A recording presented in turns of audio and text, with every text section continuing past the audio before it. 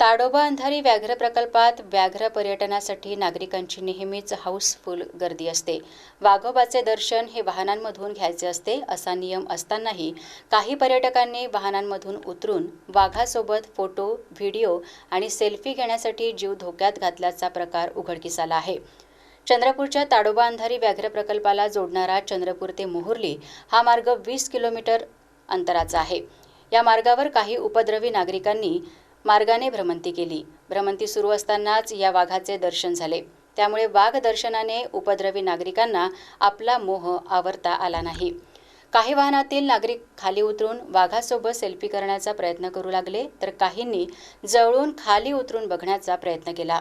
हा video social मीडियावर viral झाल्यानंतर वन्यजीव प्रेमींनी तीव्र संताप व्यक्त केला आहे.